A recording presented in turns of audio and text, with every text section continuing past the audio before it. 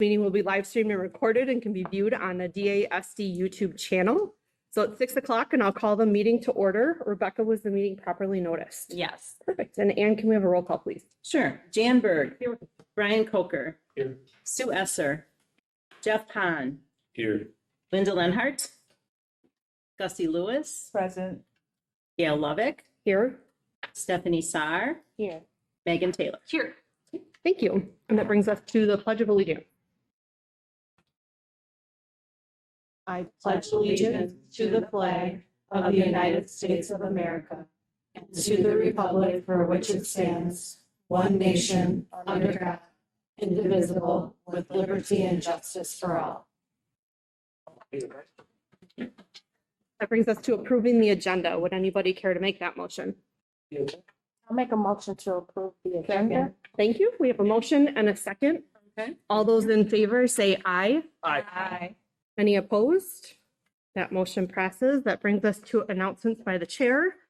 The Board of Education may convene into closed session under Wisconsin Statute Section 19.85(1)(c) and F to consider employment or performance evaluation data of certain public employees over which the governmental body has jurisdiction or exercises responsibility, and to consider financial, social, and personal histories of specific persons which, if discussed in public, would likely to have a substantial adverse effect upon the reputation of any person referred to in such histories or data. Consider administrative employee performance and evaluation. Performance and employment.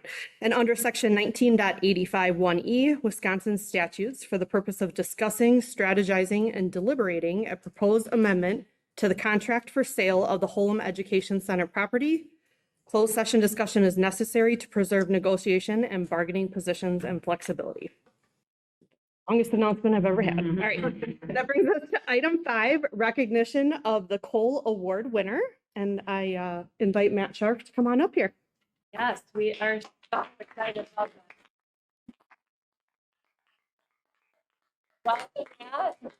So feel free to sit down there.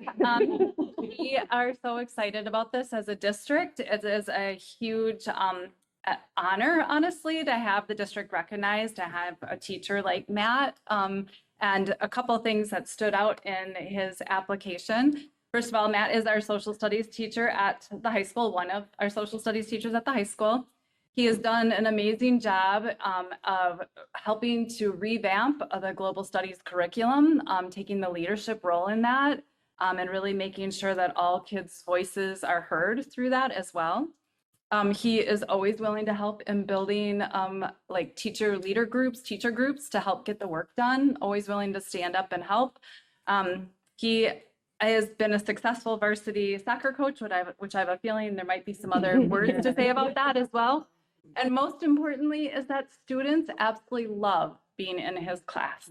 So it is, yeah, it's hard to like put it all into words, but you are that model of a teacher that we are so proud of in the district. So thank you, Matt, for your work. Thank you. And I have a feeling, I don't know if you guys wanted to say anything else. Does Or anybody Matt, have any questions or want to say anything to Matt?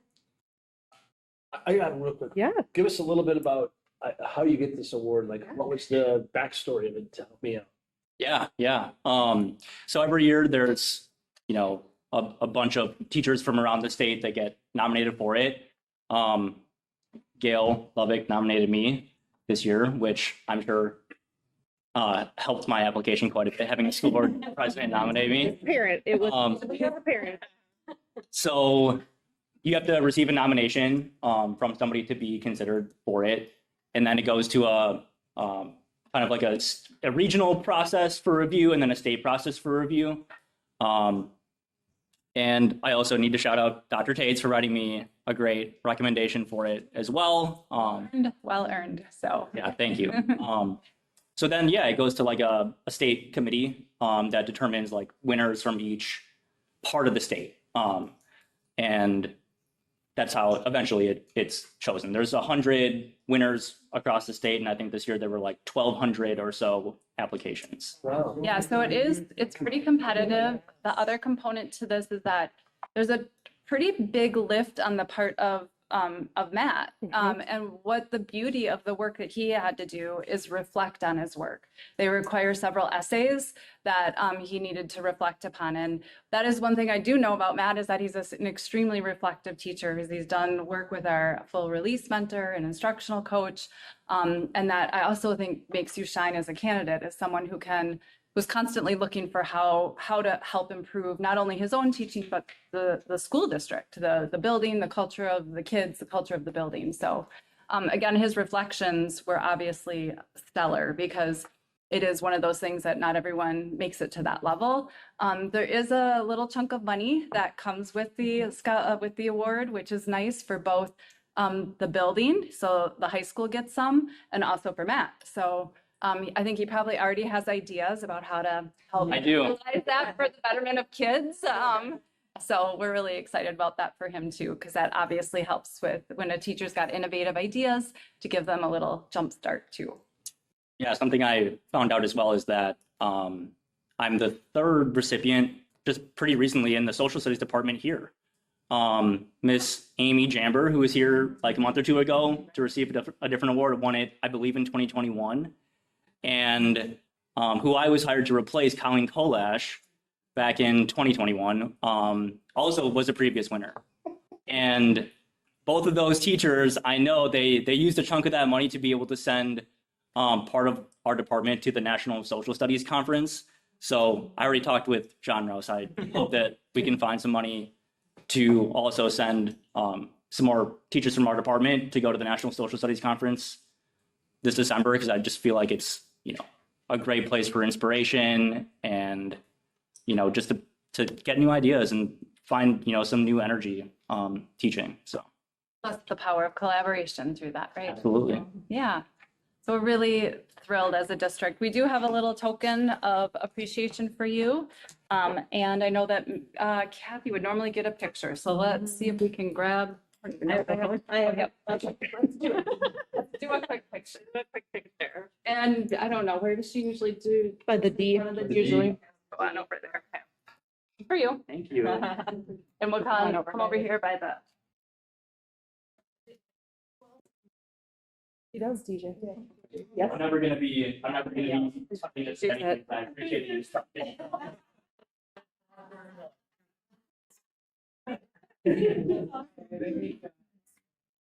All right. Thank you. See a couple of your students over there too. Yeah. Thank you for coming. That's okay. Thank you, guys. Yeah.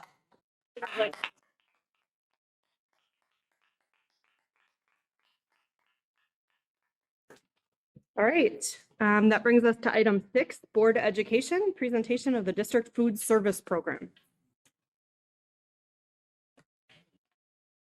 All right, so we welcome Becky Terry as our supervisor, and she is going to give us an update. Welcome. We're excited to have you. Yes. Thank you for having me. Excited to be here. I tried to, thank you. Put together, pictures are always the best to show what you do and what you're proud of. So I'm going to go through, and you have a copy of this too, but I think I'm going to go through each school, like grade levels, with what we're doing and then go through some of the statistics and where we're at as a department and what we're trying to do moving forward. So that is my goal for the evening. So this first, just right on this first page, this just happened Friday. And this is at the middle school. And they were so happy. And it just made us, they have such a great connection. And honestly, at all of the schools, I feel like we have these lovely connections with a whole bunch of different students. But anyway, I had to show you the happy faces. Okay, so I'm going to start with elementary school, and I put our statistics on there on how many breakfasts we're doing at each school, how many lunches we're doing at each school each day, and then what the participation rate is. And we are doing great at our elementary school levels. Kids are eating, kids are having fun. We tried a whole bunch of things to try to get our participation up this year. So actually today, she sent me that chicken picture. Geez, Karen, at Yahara, we had April Showers brings chicken power today. And she goes, oh, I blow up chicken costume I can use. And then she said, well, but I can't use it serving because I don't want to go up in flames. I'm like, please. I'll do that. So she sent me that today. And then we've been doing try it days every month, trying to get kids to try new fruits and vegetables, and whether you're taking from the program or not. And that has been kind of really fun and successful. We're going to do next on Friday, so that'll be an interesting one. And then yeah, that middle one was Orange Day. Everything on the food, I said it's orange-ish. You know, we had the chicken and the mango, applesauce. So anyway, but these special events, just trying to get kids to keep coming back. So that is what's going on at our elementary level. Also, oh, one more thing is I wanted to shout out Kathy and the Parent Square communication tool, because it's so much easier for me now to just do a quick, not too much, but a quick, hey, tomorrow is this day, hope to see you in the cafeteria. And that's been really helpful for parents and teachers so they know what's going on. So again, help support Okay, it. just a quick question. The percentages are based on the total population of the school. Correct. Okay. Correct. Okay. So that's how many students are taking school lunch, and it's everybody. Gotcha. Okay. Okay. Then we're gonna go to Harvest. So at Harvest, we have Barb, our lovely, she's a green thumb, and she runs our hydroponic tower that we have over there. So it's a fun way to grow stuff and put it on the salad bar and teach. And eventually we want to get, I have some fourth grade classes that want to use it in part of their curriculum.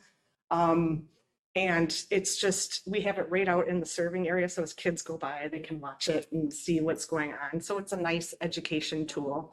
And then we have another lovely worker there who's very good at baking. So we've been trying to get a few more scratch type items on the menu when we can. So we did a carrot cake with whole grain flour, and I was like, oh, I don't know if that's gonna go, but it did. And just again, trying to get, Fridays tend to be a drop-off day for us, so trying to put those on, being strategic with the menu to try and get the consistency of participation. We did a student survey and asked them what do they want? What do they want to see? And they said they wanted a pasta bar day. So that's what you see there is the Italian day that we all got our little chef hats and had a day. And the other one is my intern. We had 4 students, or interns this year who are in their grad for dietetics, and they are really helpful for me in learning, and I learn from them, and then they help, and it's been really amazing. What else? Oh, and then the other picture on the left, the student with the hat on, Mr. B approached us and asked us if we would consider having a student come help us during a certain time period to help him throughout his day, and he's the best. And so he comes every day for 15-20 minutes and comes help serve, and everybody, all the ladies have taken him in, he's like their person. And so it's just been, again, the connections that the food service and students have is really awesome, and been trying to do menu items. And so anyway, it's, again, too, we have really great participation at Harvest, 58%. So 538 lunches fly out of there every lunch period. They're busy. Okay. On to the middle school. We're doing great things at the middle school, but I feel like this is, and I'll talk about it later, is where our focus is going to be next year. But we've been doing a few things. We did a ramen day, and the kids, that was based on some student feedback, and that went really well. So that's what you're seeing here is us. We learned a lot that first time. I think we used every dish in the kitchen. There was ramen flying everywhere. But we definitely learned, and we just did a homemade grilled cheese and trying to get more student, because it's a tough age. It's a tough age to try to figure out what they what they want and what they think is cool and with staffing stuff. And so anyway, but the other cool thing that's happened this year is our school store that is run by students is collaborating with us, and they are selling Smart Snack approved items with their labor, and they order the things through us. And then they, whatever they make in their, they give us then the money back. So we finally have gotten to a point where we're at, we've met or they've paid for all of their supplies. And I think we have about $1,300 of that they have raised and contributed to our food service department, and they're learning how to run their business. So that is new this year and is a really cool collaboration. All right, and then we have the lovely, lovely high school. And again, this is another spot that we need to hone in on why only 31% of kids are taking actual meals. Now, that being said, they are eating us out of a la carte. Okay, so we did a couple things this year differently where we increased our hot sandwich every day. So every day there's cheeseburgers, every day there's hot dogs, every day there's some sort of hot sandwich. Then and they have a lot of choices. There's a hot item of the day. There's pizza of the day, there's salads, wraps. I mean, they have a lot of options, and then that beautiful salad bar that Sandy does every day. So it's kind of trying to figure out, again, how to get kids to eat a fruit or vegetable or take a fruit or vegetable in order for it to be considered a meal. Because if they don't take it, then they'll take a pizza and a bubbler, you know, or an entree and a bubbler. So that's something in the back of my head that we need to work on. We did some student surveys to find out what they wanted. I would love, I'm kind of ahead of myself, but I'd love to do a focus like council with, and I think Rebecca mentioned that there's some opportunities for me to get some specifics. But also doing theme days. We never did a theme day. We did that cookout for homecoming with the Lions Club, came and grilled like 600 burgers from outside. And it was a huge, awesome event with students, community, and food service. So that was really lovely. And we're gonna try and think of something to do for seniors this year, which we've never done before, a special senior, I don't know, maybe they can pick the menu that day or do a luau or something, I don't know. But, so that is kind of all the fun things and hard work, but in connection that we're doing in the food service. So then I wanted to give you kind of some more statistics of what is happening for our department. This year, for donations from community, we have gotten $17,000, 264. And that, I don't know why, because I don't solicit for it. But we have one group that gives us $6,000 every year. And then businesses have called, individuals have called, and then randomly things come in and we use that money to offset overdue balances, students who have free or reduced. We, at the end of the year, anyone who qualifies for free or reduced meals, we will zero out their balance if they have anything. Other families who I call or work with who have overdue, it's a really nice pot of money to be like, hey, if you can do something, we'll match it. So we do that a lot as well. Or if you can do this much, we'll pay half of the rest of it. So it's just amazing for the community and to have that as options to help families. Then I just put, again, as a whole, what we're doing for breakfast and lunch participation as a whole.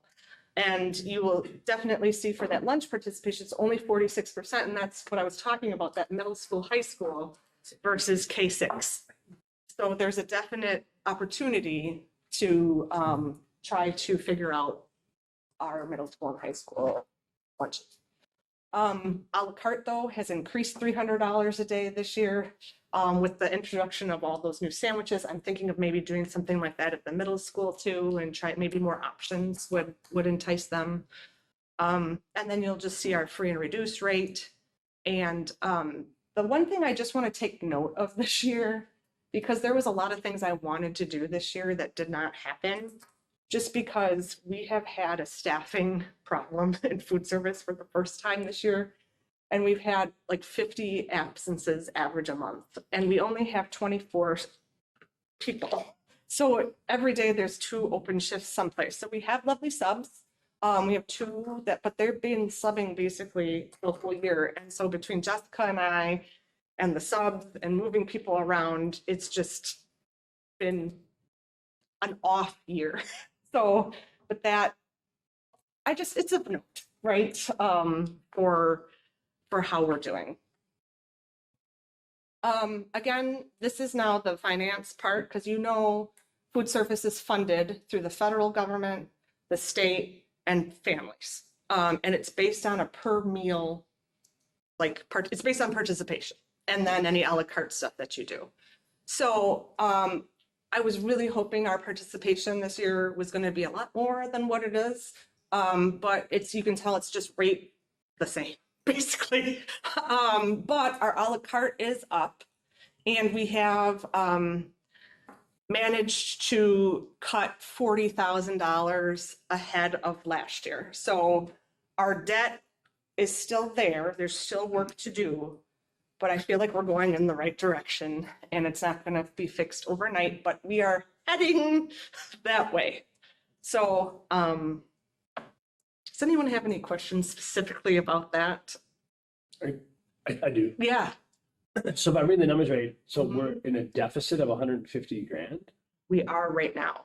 and that's based on That's 1,836 lunches plus the 442. breakfasts and that. So that is the current So if state you of add those 2 affairs numbers here. together and divide by 150, it means we have a $65 per meal deficit. Is that right? Am I reading that right? I'm sorry, I can't do the math in my head.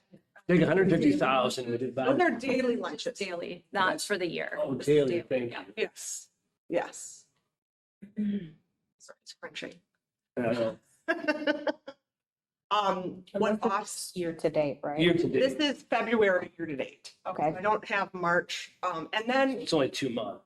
but we have April and May, which are 21. So here's the other thing that happens with months is there's months that have little, like 15 days, like December and March at spring break. Yeah. And then there's a couple months where there's 3 pay periods in one month. And so April and May are going to be fantastic months because, and there's no snow days, hopefully. So I'm hoping to gain some ground, if that makes any sense, in April and May from where. So last year we were at negative 190. This year we're at negative 150 as of February, but I'm hoping it won't be quite that. So if that makes sense. Have we seen a big change in cost? Like, has price really gone up? Food costs. Yeah, food costs. Are significant. And our reimbursement rate, I just looked at from the federal government, is $4.69 a meal. So for that, we have to do labor and food and supplies and meet all of the regulations for all the different meal components. So also trying to put things out that kids like, and healthy, but also you have a budget, so. You talk a little bit about the smart snack requirements because that's something you mentioned. And I do Oh. think what speaks to what you're just speaking about as far as the competing factors of Yes. So what you're required to serve. yes, so for a la carte items, which are kind of your money, like that, well, I use a la carte to offset the federal program, to be honest with you. But for a la carte items, you have to meet the certain calories, fat, sugar, caffeine, portion sizes. So you can't just put out stuff that kids are going to buy. I mean, so the you know, do you remember back when I was in high school, all the little Debbie, like there was like the little Debbies and all the chips that we sell are like low fat baked, meeting the regulations.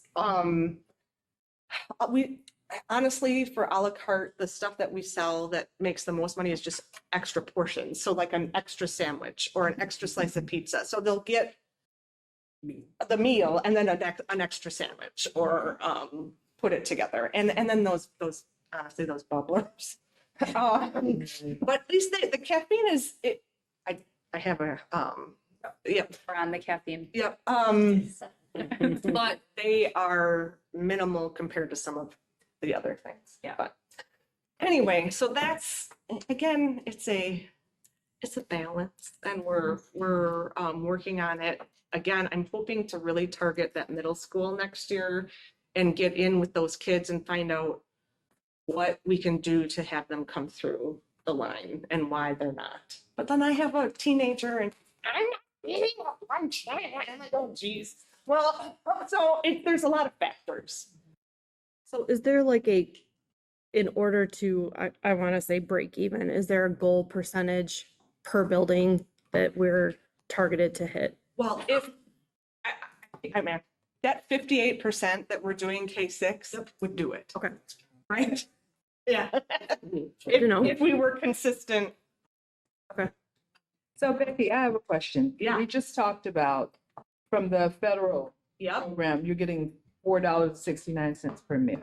Correct. That, And from that would have to cover, like you said, labor and everything. yes. So what, do you have an idea of what it costs per meal? What was it to It's cover around all of $5, $5.05. I mean, it- 505? ish. I mean, I have my, I knew you were gonna ask that. I wrote that down. Well, I did some math, don't understand the Yeah. numbers, and we're like $1.50 short per meal. So why don't we just raise it $1.50, or are we? Because then we're people, well, we'd worried that then that's People would take more. too much. You know what I mean? But we've already said that 50%, over 50% of high schools are already spending more money. They're identified.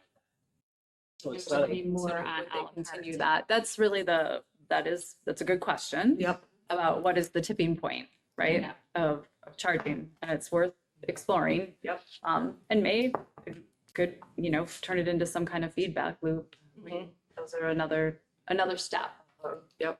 uncovering and figuring out. The fact that you've been able to reduce it 40,000 with increasing costs is saying something. We're trying. nobody's gonna get a better nutritious meal for that money. Right. And it's still a Yeah. really good value. So my question is do you generally see from year to year the drop? Or are we hoping the middle school, the harvest students going to middle school will just continue? We normally see the drop. Is it on average like 50% at harvest and elementary? We're actually higher this year at the middle school than we were last year, but I know there's more kids there as well. But there's a drop and so then that's weird, like, Okay. why is there a drop? Is it, well, I mean, I have a few ideas, but we really need to target what are all the factors that are making kids not bring their own lunch or not eat, or is it time? Is it, I want to go outside? Is it, I don't want to wait in line? I mean, I know there's quite a few who bring their lunch so then they can just get outside as fast as they can. And you don't want to wait in line. I get that. Also that this is not tangible, but there's a leap there between 6th and 7th grade that something happens, where kids, I don't know what it is. But maybe engaging with them more and finding out what we can do, to help that. Is there a student council that you could? There is. That you could, There to be, is. to Yeah. have them help with the Yeah, brainstorming? yeah. So it's on the list. So at what point do we say, like, we need to cut back on what we're spending so that we're not continuing? Like, if, I know. like, at what point do we say we've exhausted all options of trying to figure out why there's a 20% gap between elementary and middle school. And, explore the I mean, we're not there yet, right? But No. there's work to be done, like you said, that you're doing. I just wonder, like, how long do we let that happen? Is that happening across the state, the nation? Like, I mean, Well, reimbursement is a problem. Like, there's not enough if the reimbursement rates have not met where costs are. So it'll be interesting to see what happens next year if the bump is still up more. I'm waiting to see about meal pattern changes too with the current federal, just to see if, because there's the new food guide pyramid and New guidelines, right? there was some talk well, next year we have to reduce sugar at breakfast, which it shouldn't be a problem. We're not, so, but but on there's, a la carte items, you don't like if somebody wanted to go buy 4 bubblers within one day, they could. they could, Yeah. if they have money in their Right. account. So that, like, you're saying the bubblers are within the caffeine counter, they're better, like, and same with everything else there, right? It's within, but if you buy 4 of them, Well, then you're not. not really hitting your Right. nutritional guidelines either way.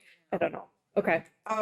So on this last slide, I guess I didn't answer your question, Gail, but I No, don't it know. was kind of a loaded question. I know you're not going to have the answer to it. I just, in my brain, try and process like what that potentially could look like. Because when you talk the scheme of things in the scheme of the entire district budget, it's probably relatively small, but that is something year to year we need to consider as a board. So what I have in my head right now for future plans to address some of these things is we are going to need to raise prices for breakfast, lunch, milk, a la carte, because milk is now also 34 cents a carton and we charge 40. 45. I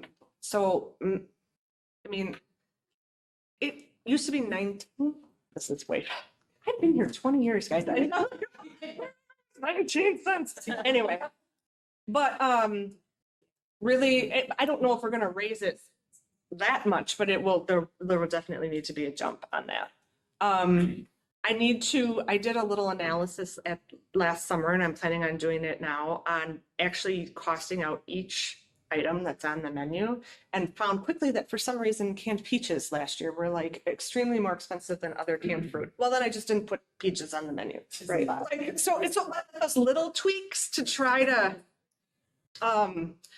dive deep, I guess, on what is going on.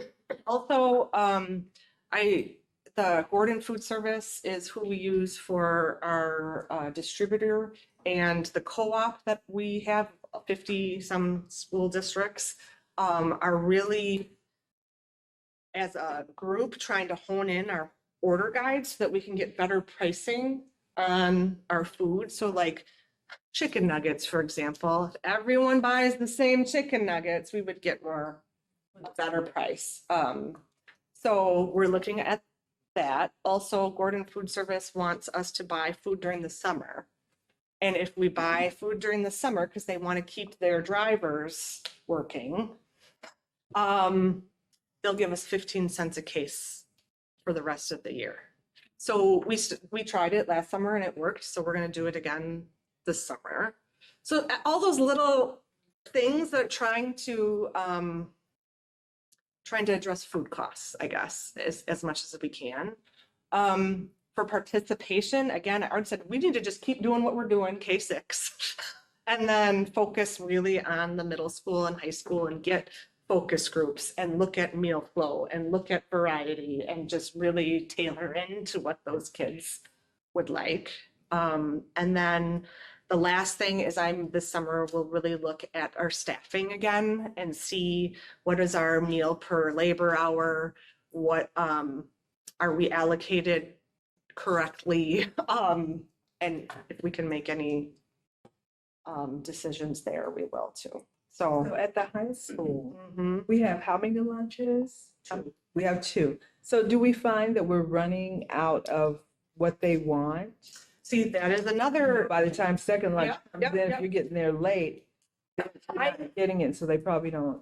In September, October, that is a common thing where all of the items that I mentioned that we offer, it is hard to predict and forecast what kids are going to take because it's a new group of kids coming in, ninth graders, and the seniors have left. And if we have a rotating menu, which we do, there's nothing, like, you have to do your best guess of how much to make of everything until you get those numbers going.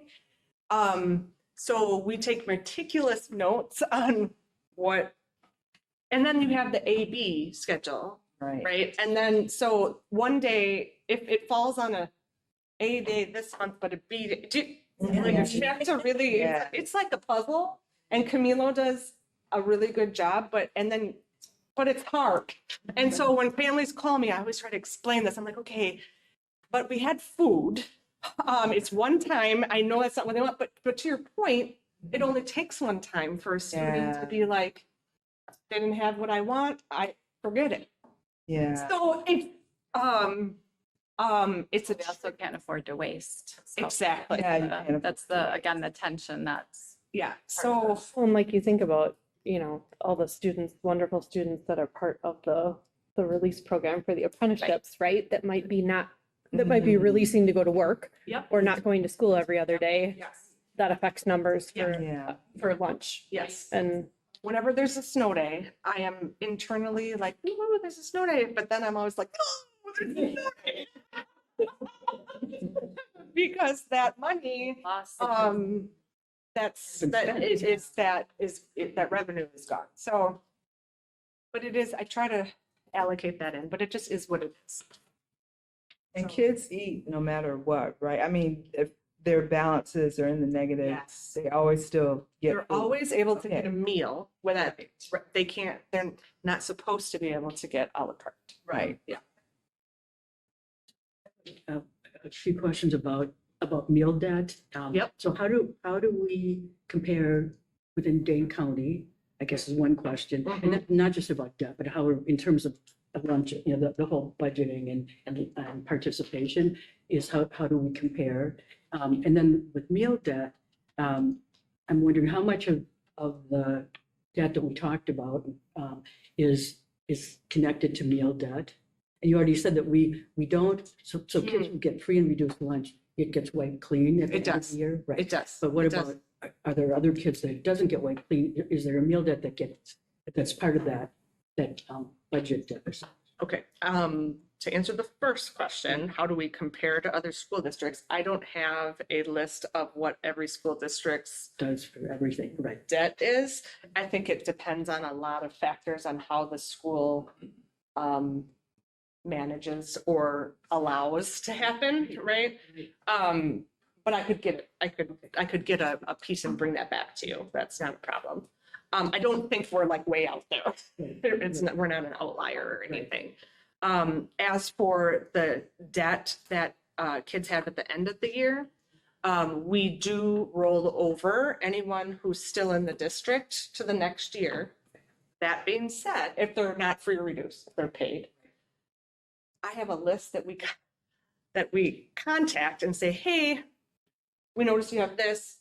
Do you want to do a payment plan? Do you want to, like, we have funds to help.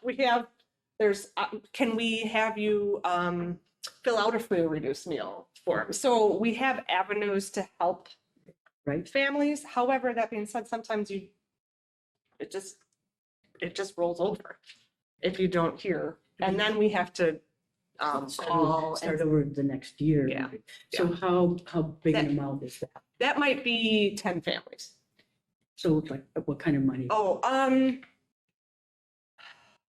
You don't know, we can always get it back to the board. Yeah, it doesn't, I don't. I don't want to tell you something wrong. We'll get- But I can bring a report and I have an idea, but again, I don't want to say And something it wrong. probably changes. I'm just. Well, it changes every day. What I'm thinking about is another thing for us to consider, trying to increase, because you were saying you don't solicit donations and Right. you're getting a good amount.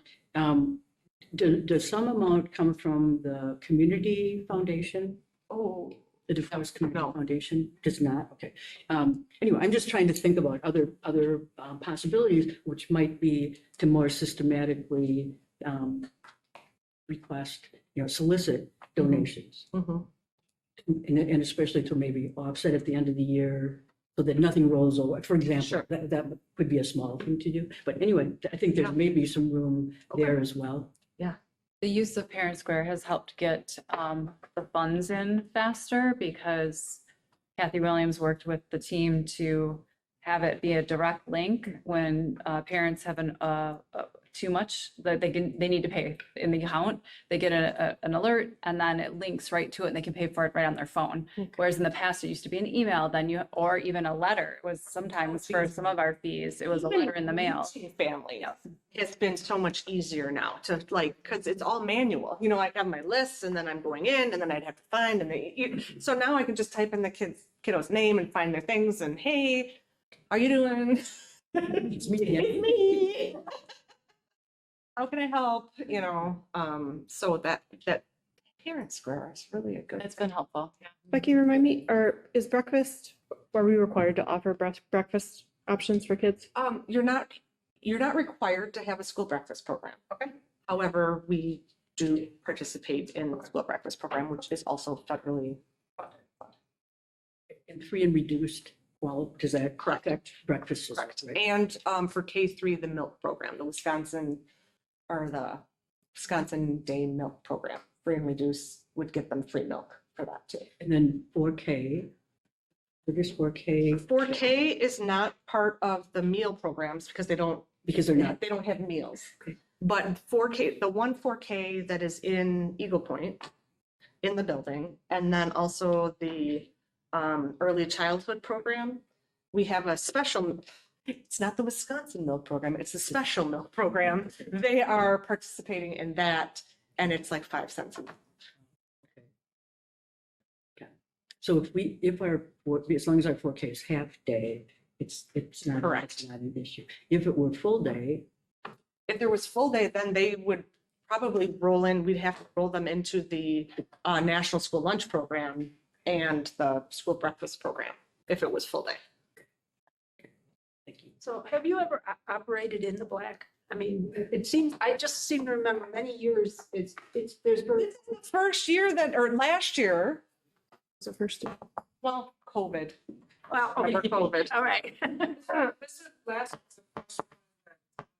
No, Oh, this year. Like the squeaky. first one that we've done, having to have fund 10 supplements. Mm-hmm. Because she's had fund balance reserves that she. Right. built up. But there's still been a deficit, but it's been covered some through a different, Through fund 50. but through, yeah. Yeah. But I just seem to remember, and Yeah. you said going back. Yeah, I know. That it's always been, it's never broke even. Or very rarely. It was always close, and then we had the COVID year where that was a loss. But then the following year, remember when it was free meals for everybody, for all? The reimbursement came back to us then. So then we had a really nice fund balance. But this year, there's only around 40,000 that is left in my fund balance. So Becky, has the labor amount gone up a lot with Yes. the new buildings, the new cafeterias? Yeah, that's the part. I think it happened it happened at the same time as coming back from COVID, that staffing amount went up and we haven't well, and like every time we're there's at the tipping point of that yet. and staff should get paid, like That's a true statement. Yes, it is. Always. staff get paid and they get paid, the rates that they are getting paid are significantly higher than they used to be, which is fantastic. But my reimbursement rates have not kept up with the food and labor costs. Well, and we're competing with, Yes. as I always say, Quick Trip. That's the standard of pay that we need to make sure we're competing with. So, yeah, I think you've provided a lot of data to Yeah. the board. More for, Previous screen, it's 190,000 this year Mhm. deficit, this year's 150,000, is that last year through February. Yes, So that's- Yes. Okay. Yes. Thanks. I wanted to make sure it was apples to apples. We appreciate that. Any other questions for Becky? I'd just like to make a I mean, I'm just really impressed with all the creative ideas that you're already trying and the collaborative approaches. And I mean, clearly there's no simple solution, but it's, I mean, besides just the normal demands, you know, thank you for all the extra you're doing just to try to address the budget. Thank you very much. Yes, we recognize that 40,000 is a large, Right. a large movement, right? And we appreciate that. I think we all recognize the puzzle that you put together on a daily basis or hourly basis, however you want to look at it. I think the work you get do is fantastic. I don't know why we're giving so many. We give a lot of great opportunities for kids to eat many different foods. Thank you. Yeah. I don't know why we're giving it to the children. We have to have a little bit better strict, like, this is the food we have, it's fantastic. I'm sorry. They won't take the lunch for the 5 lines. There's Participation. money though, that either. So that is, it is It's a good truly, balance, it's yeah. again, it's a tipping point. of Participation. What would it would be interesting to like study that a Yeah. little bit more. For sure. Thank you very much. All right, that brings us to item 7A, presentation and possible approval of board policy R4. Right, so Kate and Chris and Diana, come on up. Thank you, Becky.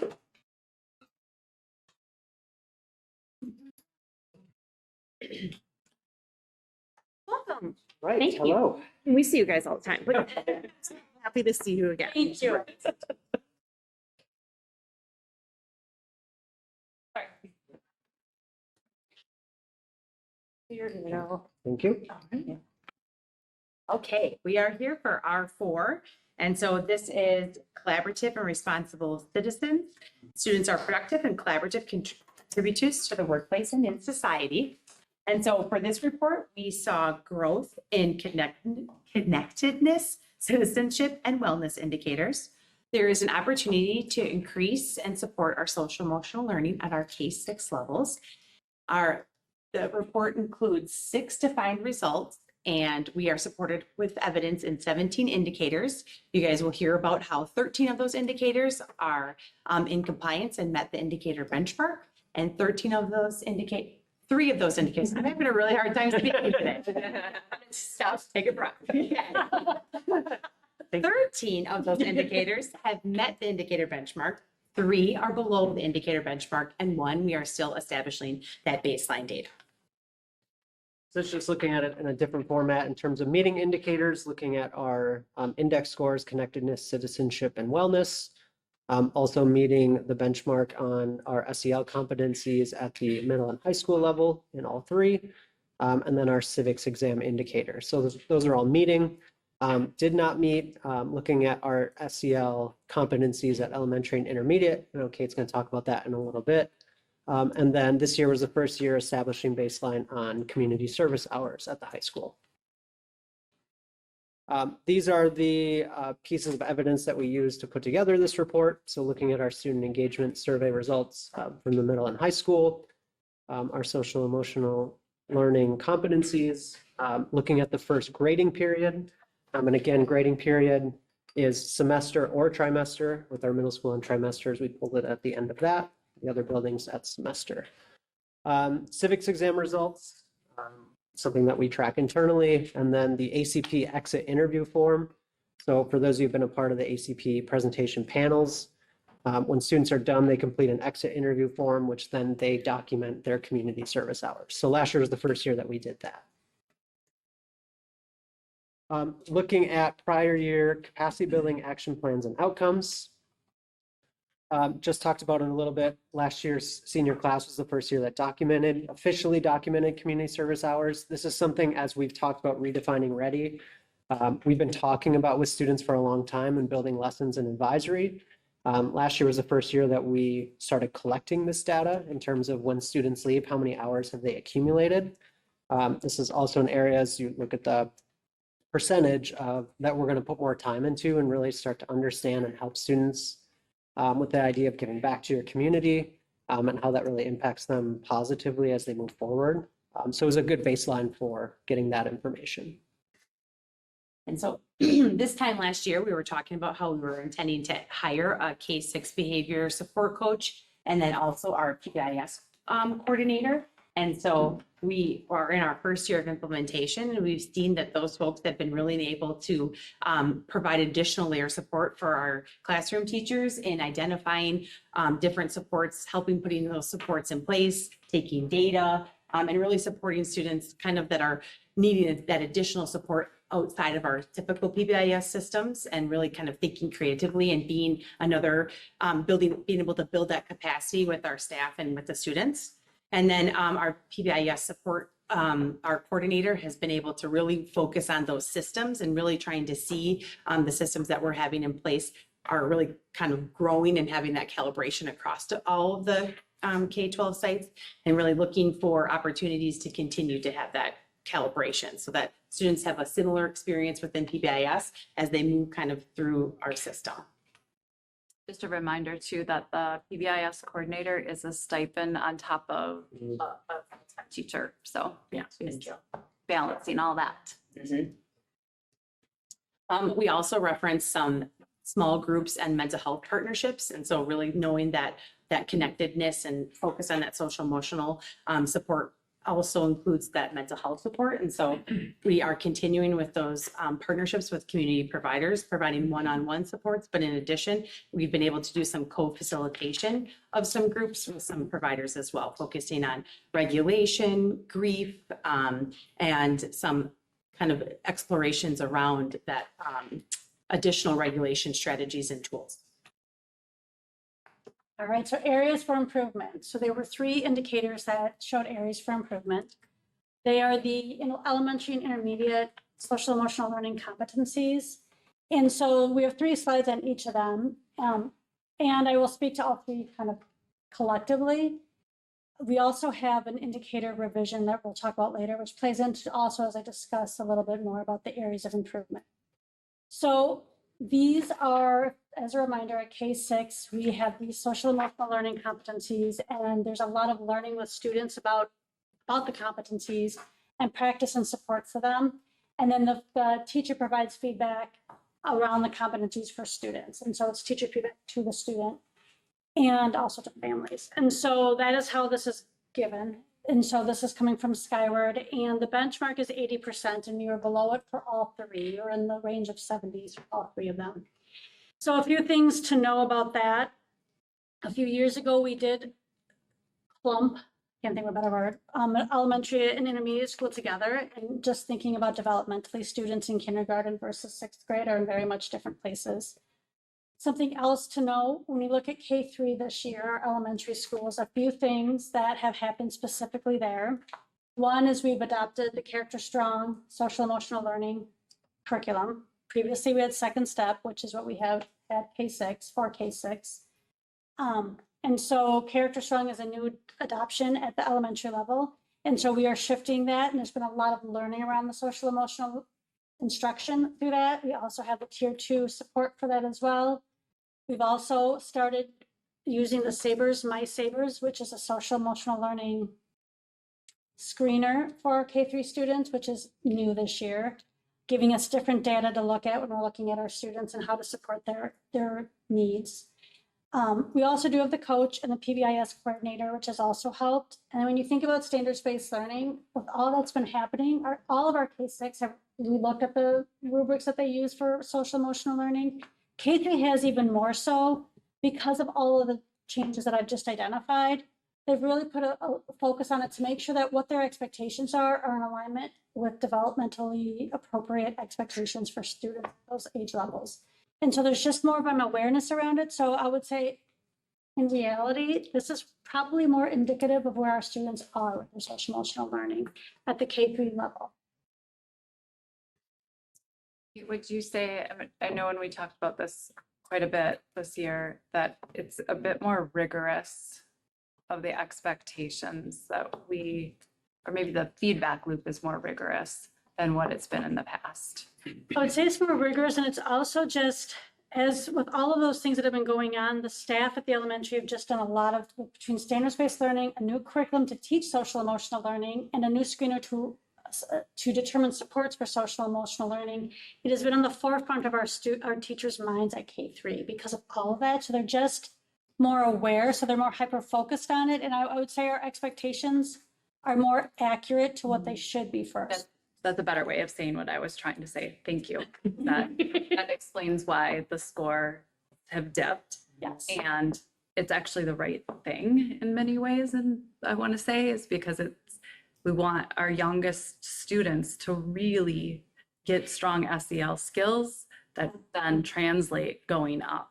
So when you look at the rubrics, which I know were attached in the board report, when you look at K3, and I will say, I know we don't report out on 4K, but theirs as well, it is with support. And if you think about, I mean, to be meeting, you need to be doing it independently. But as a 5, 6, 7-year-old, having support for identifying your emotions and for regulating your emotions and for resolving conflict, it takes time. I mean, that is a lifelong skill we're all learning. And so to expect 5, 6, 7-year-olds to do that independently, which is what a meeting would be, it's not always the most, I mean, developing is appropriate as well. To be doing it with support and finding success is what we want for our students. Right, so as we look at action steps, one thing I want to highlight is you'll notice there are some overlap in action steps between R3 and R4. So with this part of the presentation, we wanted to highlight some things that we didn't talk about in R3. So one of the first ones is adding a counselor at the high school. We know that enrollment has continued to increase pretty steadily over the last few years, and we know that the big bubble of students is coming to the high school. So being able to add additional support for students is going to be really important. So that's a strategic action that we're making starting for next year. Another would be is adding another dean of students at the elementary school. We know that supporting our youngest learners and ensuring those systems are in place and that behavioral response and being proactive in that. So having that additional capacity will be really supportive and continuing to build up those learners and build up those systems. And I'm going to jump in there. The funding for that is coming from a district level position that's getting folded to go back into the building. And then finally, I think I've shared at a different board report that we really have been focusing on the professional development we're providing for our educational assistants. And one of the things that we were able to focus on this year, we brought in some additional support about understanding behavior. And we know that our EAs are a lot of what builds that connectedness and has those relationships with our learners across our system. And so we did some really targeted learning about behavioral, kind of that behavioral progression and kind of that natural development that Kate was kind of referencing, and then the brain science behind behavior. And so that was, we've gotten lots of really great feedback from our educational assistants about kind of getting that deep understanding, but then also in addition, then just how PBIS and our behavioral response kind of fits into that sort of brain science behind the behaviors that we see from our developing learners. So when we think about potential indicator revisions, as we were reflecting on this board report, there's a few bullet points up there. One of them is we notice that it still says behaviors that promote learning, and really it's social emotional learning competencies. So eliminating the behaviors that promote learning and moving into social emotional learning competencies within the board report. And then as we referenced before, separating elementary and intermediate school feels more developmentally appropriate. And then if you look at there, I have the how the indicator would read. And so at the elementary level, keeping that 80% of students as the threshold, but moving it down to the developing level, knowing that that is what's appropriate for our students because the rubrics are designed to show that they're doing it with support, with adult guidance. So it's reflecting more the developmental appropriateness of the expectations for elementary. And then at the intermediate, middle, and high school, it currently says proficient, so switching it to meeting, but essentially that they are able to do the expectation without support and consistently.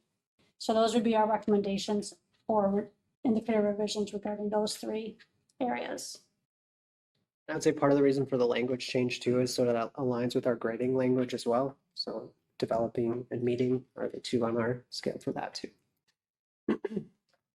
And then there was some conversation when we completed OE 10 last year about some of those attendance indicators that we have were really felt like results versus operational expectations. And so we feel like this report would be an appropriate place to add those indicators. So those are the same indicators that are currently found in OE 10, which we'll be reporting on next month.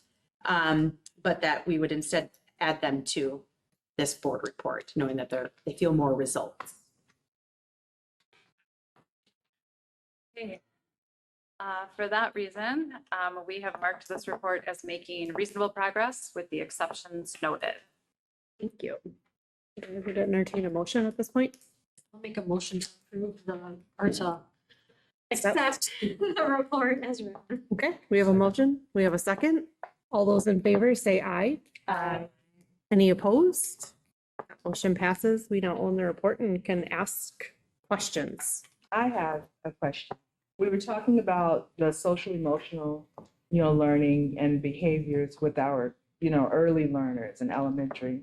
I know we have some student groups, like at the high school level, we'll go read to them, maybe they stand outside and do the high five, read in the morning.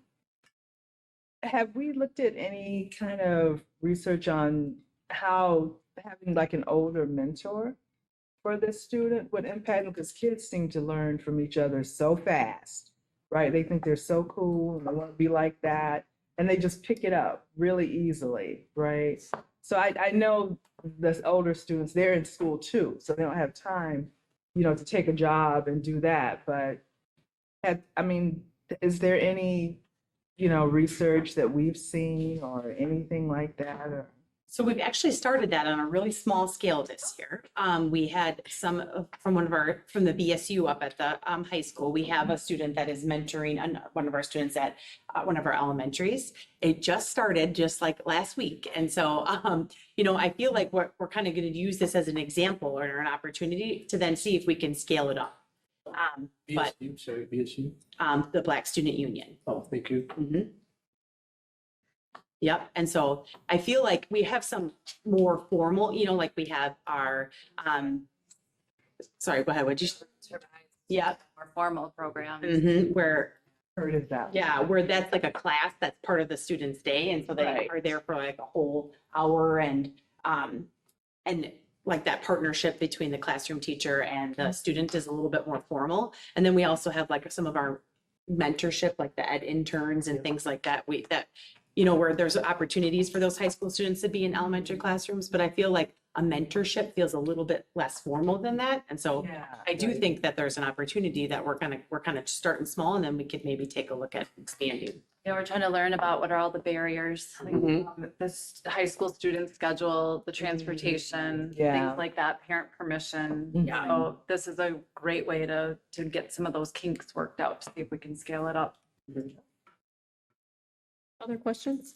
I have a question. In 4.2, our policy reads, develop knowledge and global awareness by understanding diverse perspectives, backgrounds, and beliefs. A lot of this, the indicators use the SEL rubric and the SEL competencies that I looked at. My question, or when I look at that, to me, that seems like more internal work. Is there, and maybe this is something that the board can look at, is there any other indicators or anything else you could present to the board that presents global awareness of understanding diverse perspectives and beliefs? So social emotional learning is the process which children and adults acquire skills to manage emotions, set goals, show empathy, manage positive relationships, and make responsible decisions. So can you, am I missing something in there that I'm not seeing that answers the diverse perspectives and beliefs? So go ahead. Under emotional development in the rubric, so there are 3 SEL competencies. Emotional development is one of them. And underneath emotional development, there's multiple levels about perspective taking. And I think that's why it was created, is to give feedback on perspective taking. Learner consistently provides, let's see, I'm looking at like the intermediate one. Perspective taking, empathy, and appreciation for diversity. Those are the components, and that's why it was chosen as an indicator. So if you go to the bottom of the report, you can click on any of the rubrics. Rubrics, yeah. So like the elementary there's an element about showing awareness of how others might feel or be thinking in different situations, or having an awareness of other person's perspectives at the elementary level. So then when you go to harvest, yes, it's the step up to not just have an awareness of others and potentially that they have a different perspective. And the only way to be able to like give feedback on that rubric is to do some teaching about global perspective and empathy and awareness of others. Does that help get at that a little bit about how that indicator was chosen? There's a lot in those SEL competencies that I think are just not necessarily, we wouldn't correlate that, because I would think the same thing when you think emotional learning. Yeah. It doesn't correlate with. Then I started looking at the curriculum for Character Strong and their focus areas, and I'm like, is this really hitting what we're looking for? But I struggle a lot personally with just having the survey as a lot of the data. And I know SEL is, I don't know another way to measure it, and I'm sure you guys can't think of it either. I know it's not easy to measure. I wonder, that one in particular didn't stand out to me, but when we think about like the connectedness, I wonder, like, we talk about participation in our extracurriculars, activities and or sports, if that would be, I'm not saying go away with the survey, but if that would be another external source that would be a little bit more data focused rather than personal, I guess, focus. I mean, I worry that we rely too much on some of the student data, knowing that I have students of my own that might really just want to get through that survey and not necessarily put a whole lot of time or thought into it. So, and like same with like citizenship, I wonder, like, we do a lot with ACP planning, and part of that is I plan ahead, right? And so now we're talking about bringing ACP not only to high school, but we've started in middle school and potentially even going down to harvest. Like, would something in that coursework, that we're doing already in our classes, say we're preparing our students so that they're able to plan ahead rather than just sending them a survey and said, yep, I know I plan ahead. I know what's happening tomorrow. You know what I'm saying? Like, I don't want to say take something away, but would that also be another piece of evidence that would be a little bit more grounded in what we're already doing, if that makes sense? We'll say in terms of extracurricular and co-curricular involvement, that is an OE10. Yep. So that's something that's similar to what we did with, Diana's talking about with attendance. Correct. It's like, it could make more sense. Yeah. As more of a result. Yeah. Oh, that's true. It is a result. Mhm. Now, the operational expectation would be that we're tracking it. Right. So that could be a more natural fit. I just think of like for the longest time until we started talking about that, I didn't even know how many student groups we had and offered. Right. Well, Right. And so you think about how until we that. started tracking it, I didn't know it Right, either. that really is how students, a way that students can feel connected and a way that they feel like they belong within the school district. That to me absolutely feels like it And it's also mimics part what of we're asking. the Rita Fani Ready indicators, the research about a student being college, career, and life ready. Interesting.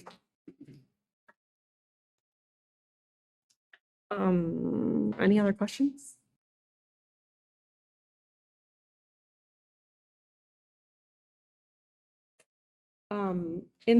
I just have one more. In 4.1, right, because I clicked on the SEL grades. I'm gonna try and go back because I clicked out of it before, but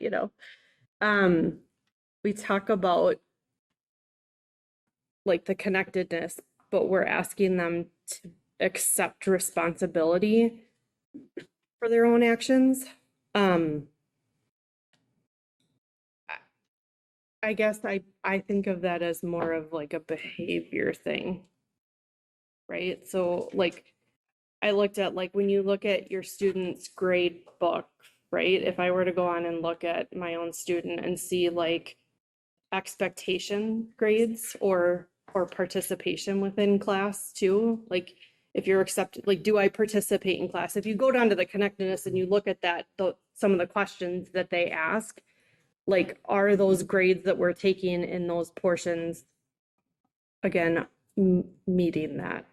So when you like, I am willing to participate in class, like, does your classroom expectation or participation grades account for that?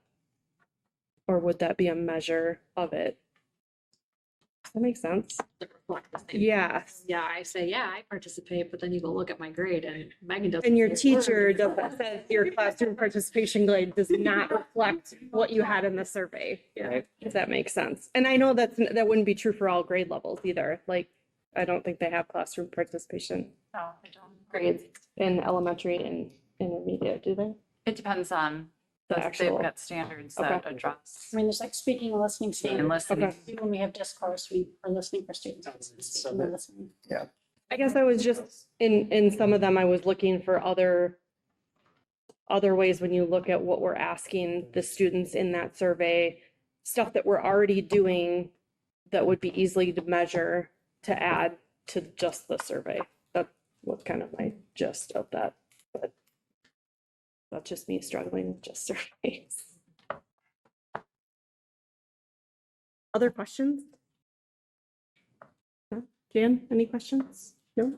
You know, the one thing that I did notice in our disaggregated groups, our Asian or North, oh my gosh, Pacific, if I can talk, we saw drops in all of the results for them. And I'm just making sure that we're like flagging that and we're looking, was there something that happened or do we need to, like, why did we see it? We said, they stayed in their levels where they're supposed to be, but we saw drops and it was across the board. So I'm just curious if there's. It's something to continue to very much monitor because those used to be, when I first got to the district, those were really low. Yeah. And then things like a very large Hmong club got started.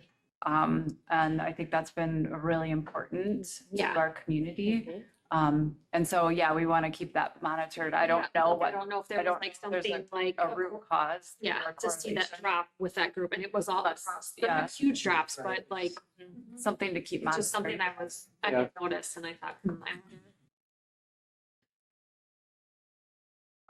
Do we have a general number of how many people participate in our mental health opportunities? Yeah, I mean, I know, yeah, like monthly Okay. that we have, you know, our on-site therapists coming. It's over 65 learners that are seen each month here. And then as far as like our small groups, those are like more limited opportunities. So it's like 6 to 8 weeks that they're coming in. And so usually those are about 6 to 8 participants. And I think we've had 4 of those this year. I just wonder if like from year to year, I mean, I know we saw a huge increase after COVID, like, is that continuing to rise? The need for mental health and wellness that. I mean, I would say my fast answer is yes. I would say, you know, we continue to really say, you know, like we do continue to have a pretty significant mental health need just in general. I would say that we are seeing a little bit more of like our community kind of responding. And so families aren't experiencing like those really significant wait lists that, you know, like post-COVID, we saw like we couldn't, you know, families could not get into like intensive outpatients or things like that was really, really challenging. Yeah. So we're seeing a little bit more like, so I am constantly getting emails from providers saying, you know, like we're a new provider, we're here, you know, and I've been on our professional development days, I've been bringing those providers in so that our student services team can meet them and learn about like these different facilities that have kind of popped up around Dane County so that we're able to refer families to them if there's that need.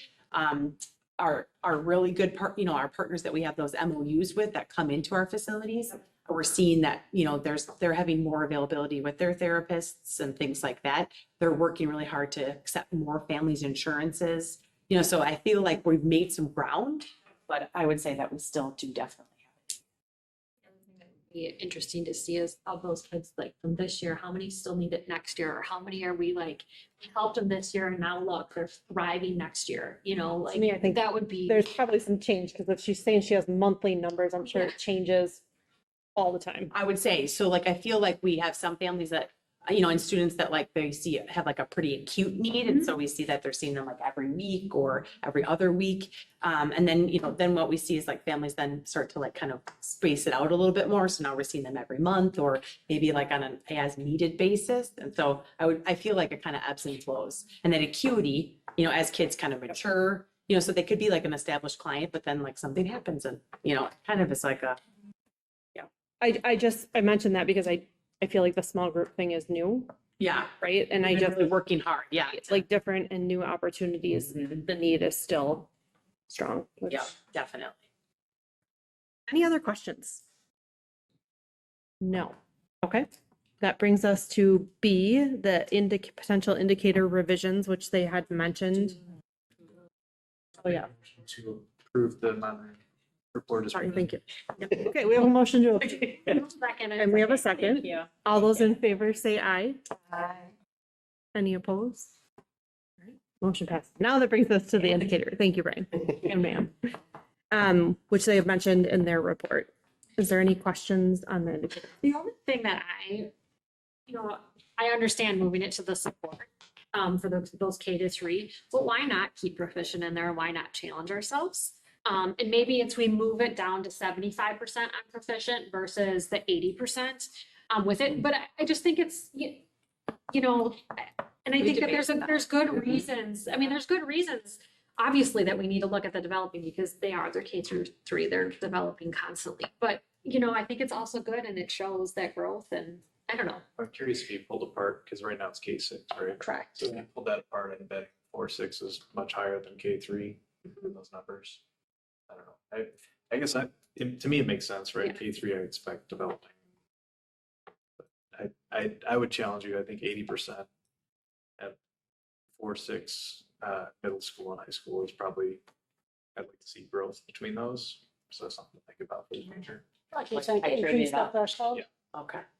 Wonder if it would be useful to the board to learn about, I know we've done SEL competencies and maybe what that means to be emerging, developing and meets in order to kind of get a better gauge on what those percentages we might want them to be or what makes the most sense.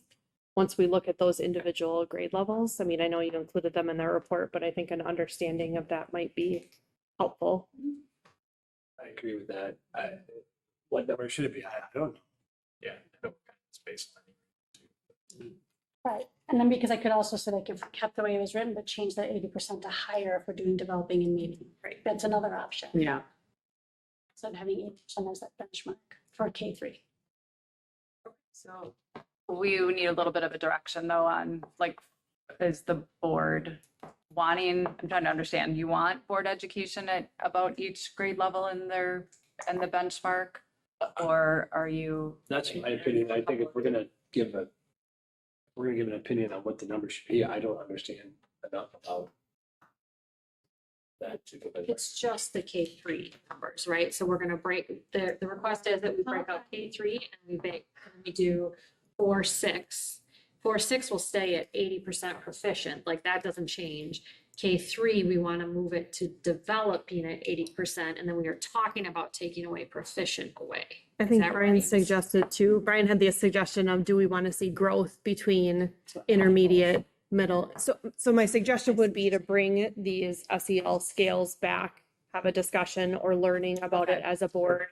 I think the general gist is the board is okay with moving to grade level. That makes sense, but what those percentages are, or how that indicator specifically reads, Yeah, I think is and we'll look more. at some history too, especially the upper levels, because we just recently arrived at this proficiency. I think this might be the first time we've actually hit the secondary level expectations. So can we wait one more time?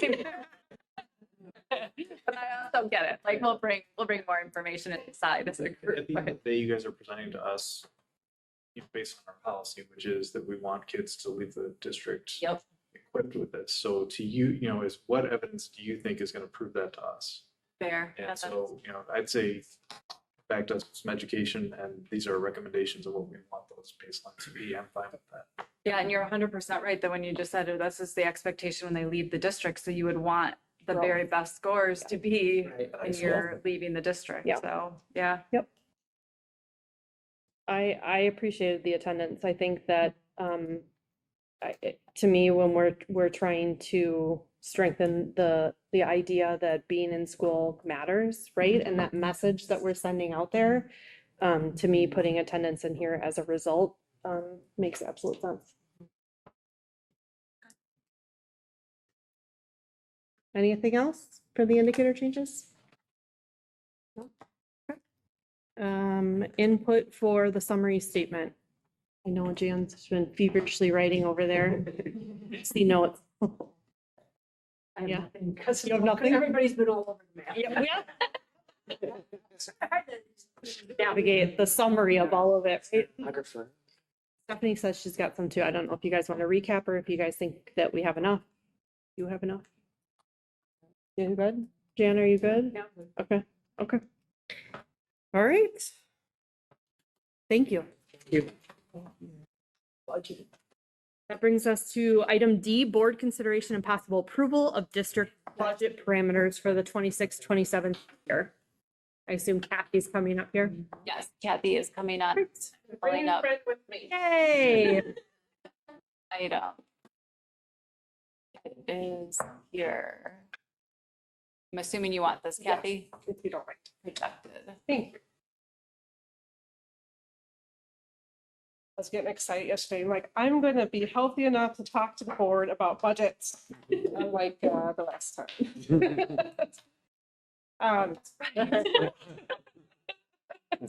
Yeah, so exciting time for me. Hopefully you as well. So Roz is joining me today because there is a section in the budget parameters that I think he can help provide some more background information if needed for the board. So that's why Roz is here with me today. But just to give you kind of a recap of this, the purpose of this is the budget parameters, and every year we have the board approve budget parameters, which basically is kind of like the fence post by which the rest of the budget is fully developed. And then it comes back to the board once it's been developed further, and then you get a couple more times to see it, provide feedback, make changes if necessary. So this is just the budget parameters to kind of give us those fence posts. So just a kind of a quick recap of statewide, we depend a lot on the state biennial budget. We're in year 2 for this coming year, so there's really nothing to worry about, I guess, because it's already set. Although I'll take that back. There is a little something to worry about. Special ed aid for this biennial budget for year 1, it was 42% of a promise on expenditures that happened the previous year, and 45% for the next year. As all of you know, it fell a bit short to what we ended up getting for our first estimate, which was 35% of our expenditures, and for DeForest, that's about an $850,000 difference. It's $850,000 difference. So it's quite hard mid-year to kind of have to recover when you have that kind of difference between what was promised and what is still estimated to come through. That could change a little bit because CPI, I think, typically comes out a little bit lower on their estimate to make sure that they don't over allocate anything. But we'll know the final number usually at the end of June of what that ended up being. And currently legislation is actually in conversations with Governor Evers right now. They're navigating what they may be doing something with that surplus. In case you haven't heard about the surplus, there's quite a nice size surplus in Wisconsin. And as Dr. Tate's mentioned, the surplus conversations revolve around fulfilling the promise of funding special education at those levels, as well as providing some type of property tax payer relief. So good conversation, I think, are still continuing, which gives me a little bit of hope. You never know. So it'll be interesting to watch that kind of evolve. Also interesting, I think, going on at the state level is there's a lot of retirements happening. Governor, legislators, so it could look very different in this coming biennium budget. So who knows? We'll see. Locally, I wanted to just give the board an update on enrollment. And that's the primary factor for determining our revenue limit that we have for operating revenue to work with. And this year was a little bit different with our 4K numbers, quite a bit lower than previous years, actually the lowest 4K class since 2016-17. So that's quite a swing from where we have been. Birth rates were lower, so there's that going not just state, county, but also nationally. Next year, the birth rates are predicted, or the birth rates that would happen for next year's 4K are predicted to be higher. So we'll see what we have for this next 4K class. I think we'll kind of see a up and down versus previously we're just kind of going straight up. And you can see where we've had the purple cells here are where we had our biggest growth during that time frame from 2016 to now. And you can see how those 300 plus size classes are kind of just moving through the system, which makes it a little bit of a challenge to navigate that because we had to increase staffing in those areas. And now we're having to kind of collapse things because as kids, the numbers change, that's what we get our revenue with, and we can't keep the staffing for when the 300 class level is not there anymore. I'm going to jump in there. So what that has required is this spring is our building administrators and district administrators to really brainstorm how to take any position that was done with attrition through retirement or, choosing to leave the profession or whatever at those younger levels and then shift that FTE to the upper levels. So we've had to move some staff around a little bit. We've done our very best to make sure everybody has a job still, but we have done some, and you're going to see that in the report too, but it's taken quite a lift of our principals to really, and all of us get on the same page about how do we do this so that everyone has a job and that we're being fiscally responsible.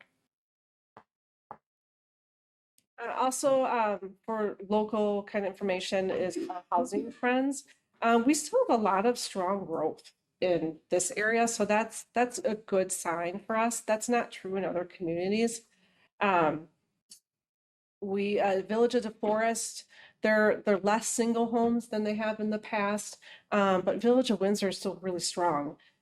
These last 2 years, they've had over 100 permits for single family homes. And that's where the majority of our growth will come from, are those developments. So still very strong growth in this area, which is good for us.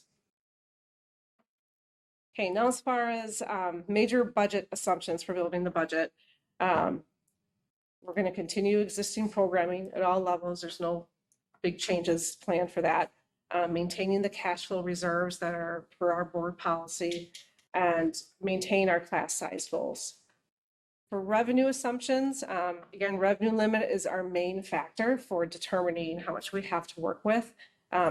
Pretty simple for planning this year because that's already set with the state biennial budget being done, $325 per pupil.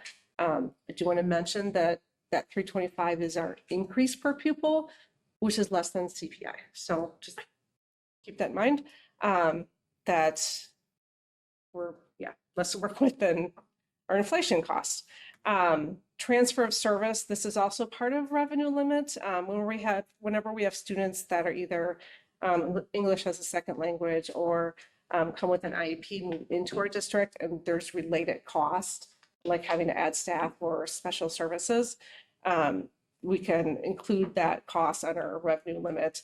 And that estimate is based on what we know of our kids now, because we claim that these kids would be on next year's revenue limit. Equalization aid, I am estimating an increase, which is also unusual in Wisconsin because the state biennial budget did not allow for an increase in equalization aid. DeForest is unique because of our student population growth, like most of the other districts in Wisconsin are experiencing declining enrollment. And it works on a 3-year average. And our forecast is showing that because of that growth, we should be receiving more equalization aid next year, and also our shared cost, which is like our Fund 10, Fund 41, maybe our debt service.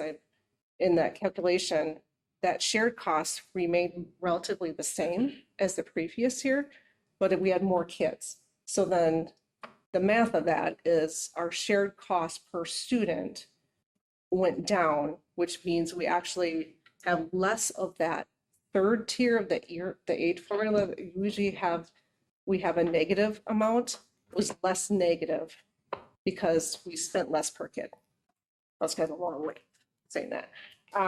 So that is why for 1 year, I am estimating that we would have the increase, which is good for our property tax base. And I do think that's going to go back down the following year. It would just be interesting to know what happens with the next biennial budget to know that for sure. Categorical aid is also set by statute. That's $742 per person.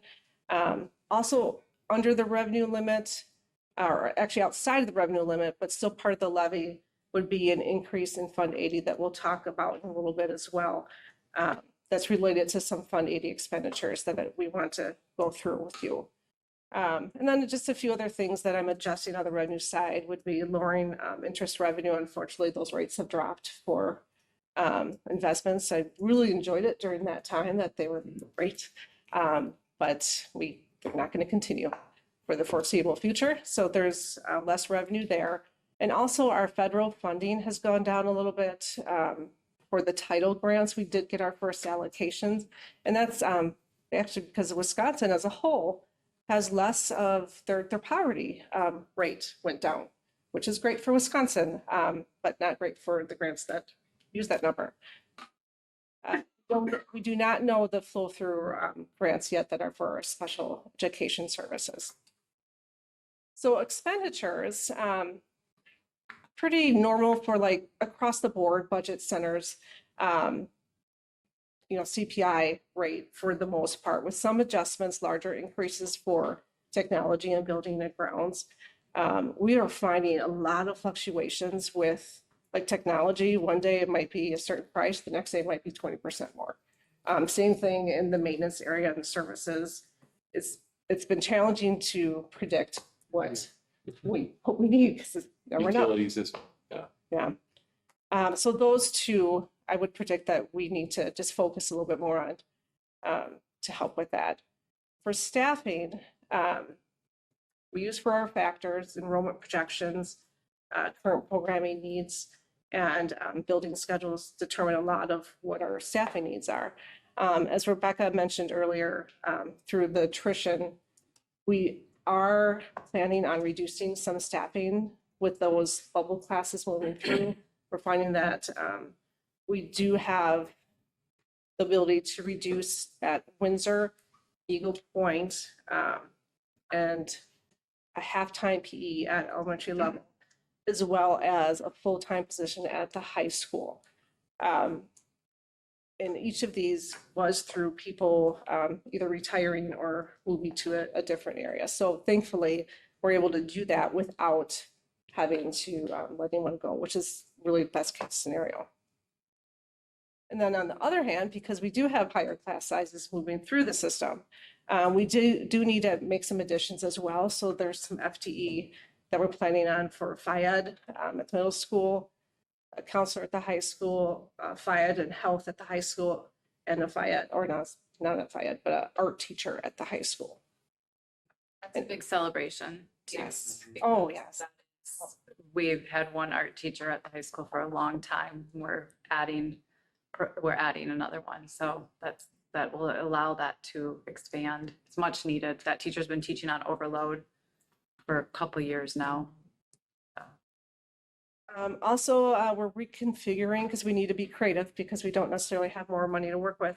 But we're reconfiguring a district level coordinator position, also through attrition, and reassigning some of those duties to elementary principal who has the same certification, I believe. And then we're able to then use those freed up funds to add a dean at the elementary to help with behavior supports and other dean duties. For staff compensation, we still have to have conversations. Those haven't started yet, but they will soon with staff. And right now, the negotiation rate that is out there, that is set every year on the CPI for our certified staff is 2.63. It's based on a CPI index. Benefits for staff, pretty stable here too. We've been, I think this is our 5th year with Group Health Cooperative.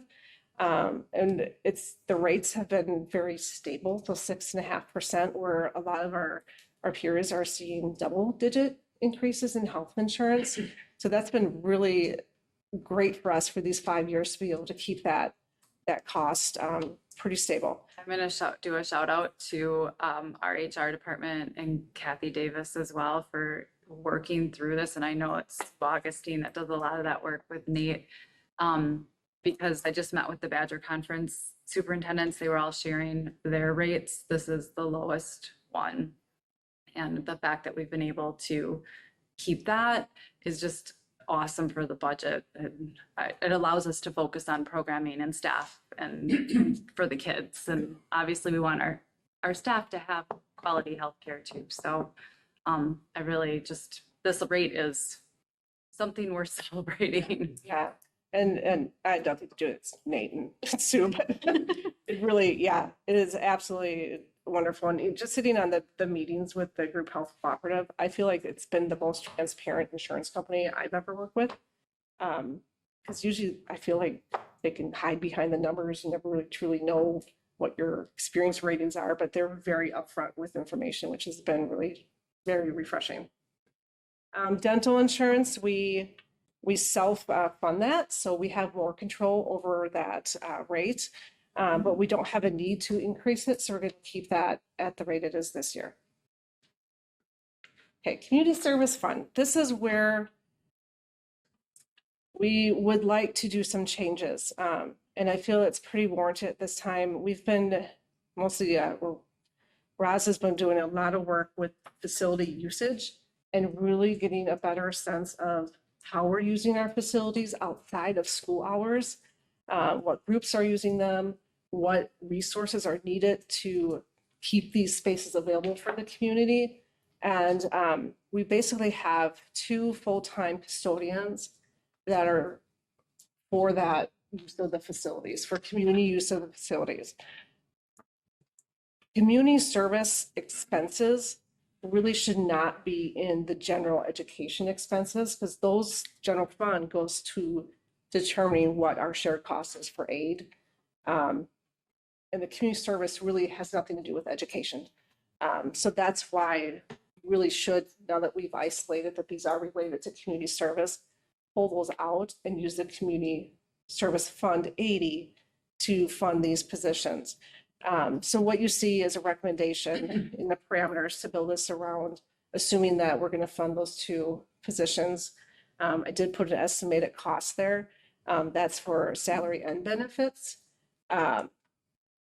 And then also, I see a need to increase for our existing services, just because we're using our facilities more. Community pool used to be a part-time director. Now I believe she's full-time. So there's more lifeguard costs, and also our part of our PAC is funded through this too. And just the natural increases in employment rates warrant really increasing food service fund, or sorry, not food service, community service fund. I did put in a chart of the Dane County Fund 80, because it varies so much across districts. And we would be on the lower side currently. So this would bring us to, I think, I'm going to guesstimate it's a little over 300,000, about 325 is what we would need. I haven't fully built it out yet, but that's where it's looking to be for right now. And that number would come back when I have it more finalized for the board as well. But even with that, I feel like we're pretty in line, if not less than most of our like peers, but then higher than some as well.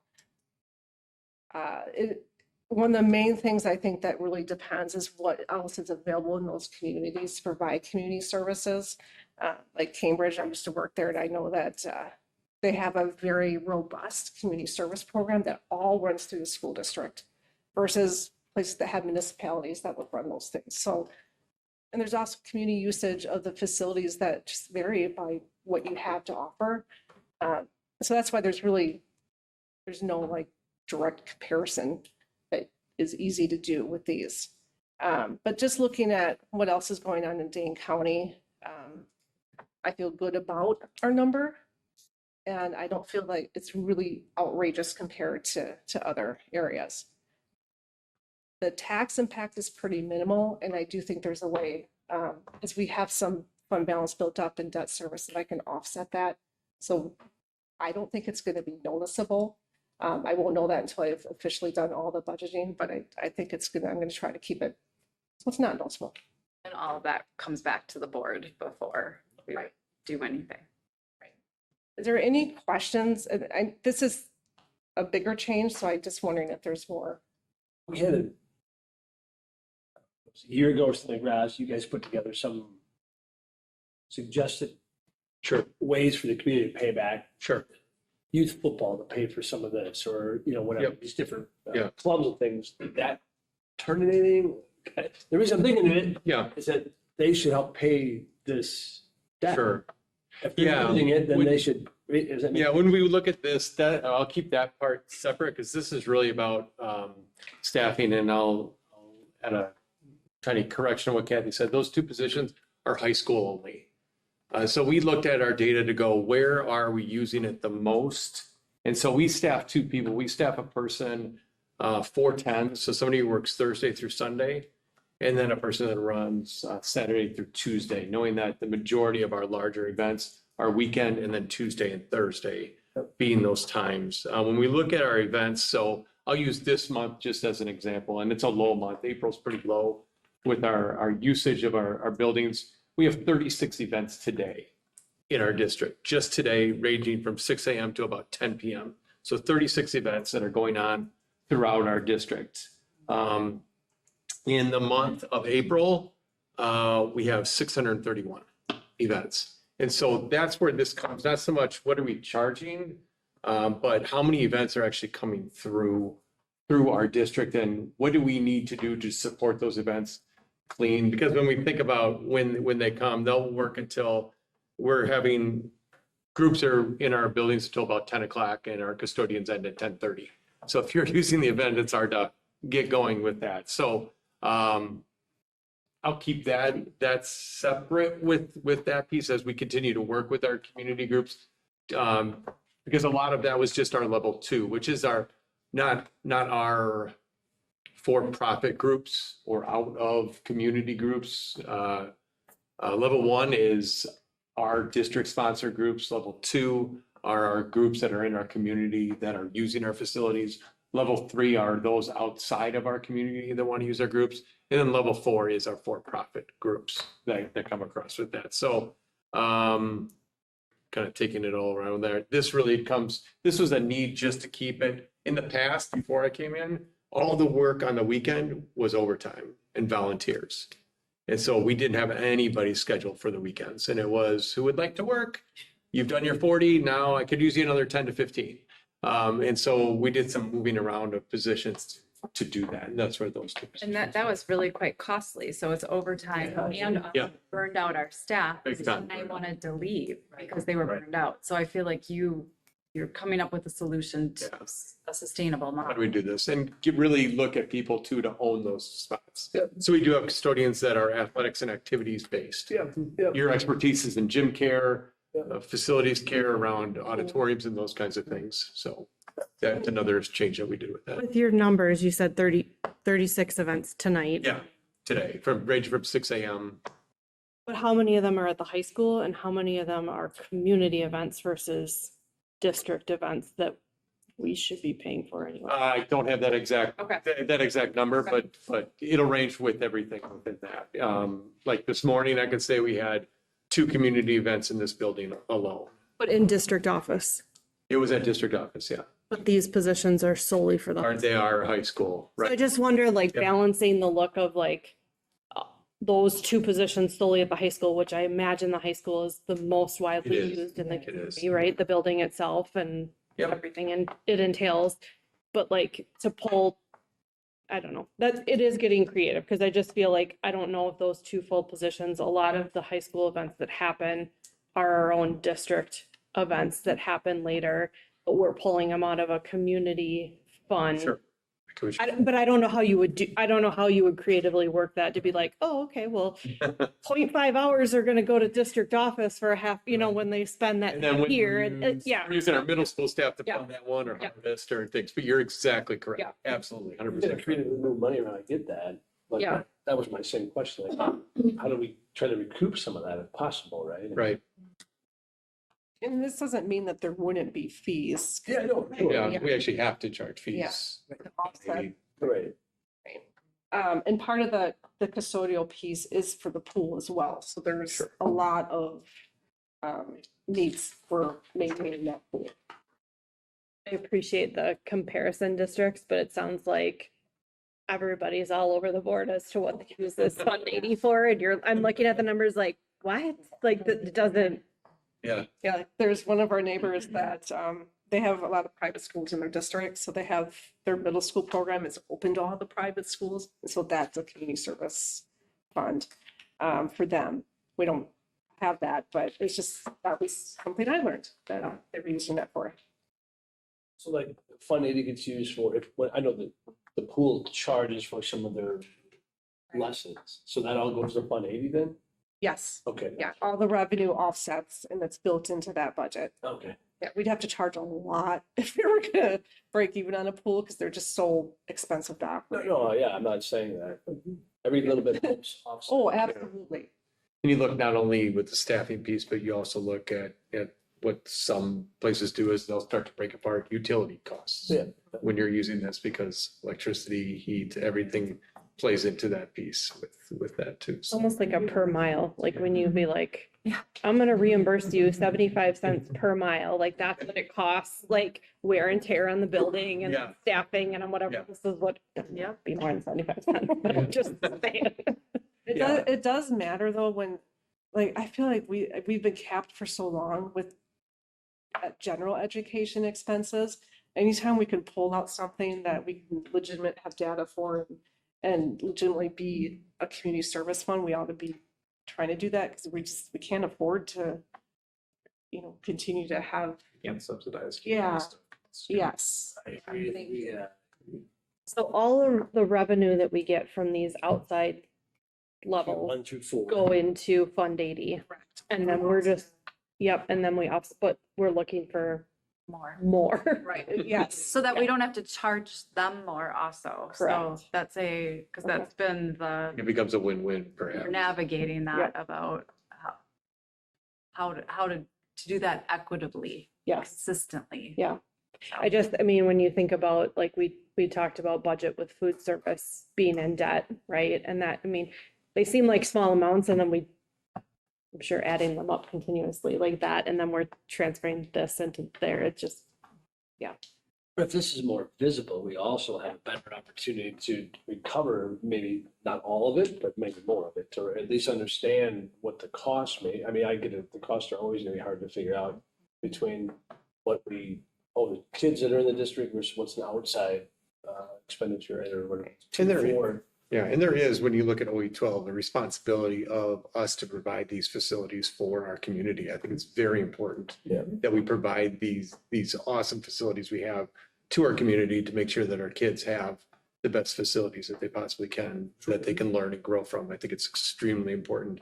And I continue to work with my staff to, provide that service to our community. It becomes extremely important to our work that we do as well. So, and to keep that at that high level that our community has given us becomes part of that responsibility that we need to do. It's like that fine balance that Terry was walking through, like our community has already paid for these buildings, Yeah. right? Through their tax dollars, but yet, like, at what level do we push them to not have to pay so much to rent the facility or use the facility? That's a tough. Yeah. Yeah. That's a So fine. we need to find more tier fours. Right. But We don't you don't think it costs to our tier ones and twos, right? Number one, when we work with people is we want to have availability. Yeah. And so we need to provide that to our ones and twos. Because that becomes important. We're not going to charge you and then, okay, we need to make sure that you have that. But we still have to provide the services, the Yeah, custodian. absolutely. And the upkeep of things and everything. Yep. Yeah. Totally. Yeah, it's just that balance, that push-pull balance and making sure. And luckily, we've got great groups and great kids that take care of our facilities. We'll work hard with them to develop that partnership and try to figure that out to the best of our ability, so. I think it's a strategic move that we, yeah. Any other questions on that Fund 80 part? Okay. Also, you will see in the future, the capital projects, long-range plan will come to the board in June. And then we will incorporate that into the budget planning as well. And probably the most important part, I think, of building the parameters for the budget for next year is all of the capacity building items that have come from operating expectation reports, monitoring reports, and results reports. And so, like years in the past, this list includes all the ones that we have to date. The ones that haven't been presented yet, the last capacity building items are from 24, 25, but we have a few more, I think, coming up this year. And we'll monitor those if there's something that comes up in the capacity building. We're probably already aware of it, and but would make sure that we would incorporate that in as we're building the budget. Question, Kathy. Yeah. This is gonna sound ridiculous, but in all of our reports with capacity building, are these inclusive of everything that was asked for in capacity building? I would say there are some things that I have edited out that don't have a monetary. Okay. It's more of like someone's just going to do something. Gotcha. We don't need to add a position to do it. But there's not, say, something that was asked for in capacity building that we're not having in here, like we're not able to provide for whatever reason, financially or whatever. We're not like not able to do something. There wasn't anything that was like, oh my God, how are we gonna ever pay for that? Okay. Is that what you're asking? Yeah. Yeah, there wasn't anything that, I feel like our directors team, is pretty, we collaborate on a lot of things. And if, we discuss kind of what we need every year for staffing and programming to be successful. And we haven't come up to a point where there's something like can't succeed at this. We may have to be creative about it, but there isn't anything that I have been aware of that we haven't.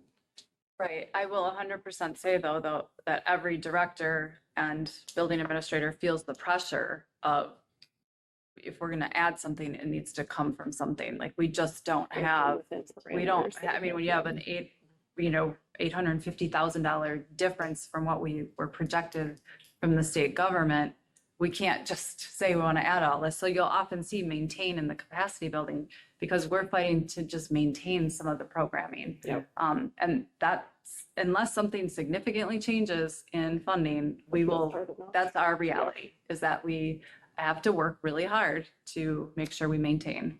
I guess I can appreciate that I don't feel like you guys work in silos, like they're, Correct. Yeah, I'm they're really proud of the asking Kathy teams. for parameters of what that looks like and being creative in a lot of different areas that we've seen, which is, I think, appreciated and needed when it comes to funding. Like you said, there's not an endless supply of money that we're Correct. working And we with. know that. Yeah. Yeah. And we also, It's constantly reminding staff that we just. yes, I just made a video about it for our staff, because it's the season of, people asking for things. So we made the video together about where we're at. I also really want to point out the model, the fact that capacity building sits there from each of the monitoring reports is really important. Like, I think this really highlights the board's work on making sure we keep the most important things. So. Yeah. Okay, thank you. A little update on this year, I do need to do a budget amendment, which will come in June. Kind of wanted to see what happens with the conversations for special ed that are going on, kind of hoping that something will come out of that. But regardless, I'm gonna be coming to the board with some changes like I do typically every year. And then some next steps is after you get your feedback tonight, then we'll continue the budget planning and forecasting and getting the numbers as they come into us. And prepare a budget draft that I anticipate in June for the board to review. And then we'll have our annual meeting, budget hearing, and which typically we've had we've had them in July and September before. I will have to approve that, I think, at the next board meeting. And then in October, we'll have the official, let's approve the official budget with the levy. That's about it. Any questions, feedback? I missed your quizzes on funding. I kind of wish they would come back. That could happen. Yeah, I feel like it just keeps little snippets of funding at the forefront Yeah. of the board's mind, and like us that maybe don't live it every day and get as excited as you do about stuff, that it might be helpful. Careful what you ask Okay. for. Just be- I don't know if the rest of the board is open for that, but I miss that. I thought maybe prizes.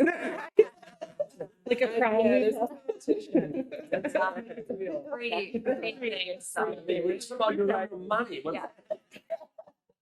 Oh, but I owe you. Sticker. No, this A is, sticker, yeah. this is, Gold star. this is great work. It was a lot of information, but I think it's really thorough for the board and easy to understand for us. Big things that are happening within the next budget year. Thank you. Thank you for joining us. Okay. All right. I would entertain a motion. You need approval on the budget parameters, Yes. correct? Yes. I entertain a motion. I second. A motion on what? Parameters. Okay, perfect. Okay, and a second. All those in favor say aye. Aye. Any opposed? That motion passes. Thank you both. Thank you. That brings us to public input, which I have none. Brings us to board consent agenda. Would somebody care to make that motion? I'll make a motion to approve the board consent agenda. Thank you. We have a motion. Do we have a second? We have a second. All those in favor say aye. Aye. Any opposed? That motion passes. That brings us to superintendent consent agenda. Would somebody care to make that motion? I'll make a motion to approve the superintendent's consent agenda. Thank you. We have a motion. Do we have a second? Second. Oh, second. All those in favor say aye. Aye. Any opposed? That motion passes. That brings us to press verification. I don't believe he was here tonight. That brings us to convening into closed session. Would you like a roll call? Yes, let's do a roll call. Ready? Bird? Oh, I should probably do a motion to go. Now into that closed would be a session. good Then idea. we'll do a roll Yes. call. Yeah. Make a motion to go to closed Okay, session. Thank you. We have a motion. Do we have a second? Okay. We have a great. second. Thank you. And now we'll do a roll call. vote. Okay, Bird. Coker. Yes. Han. Yep. Lenhart. Yes. Lewis. Yes. Lovick. Yes. Star. Yes. Taylor. Yes. Okay, very good. Perfect. Okay.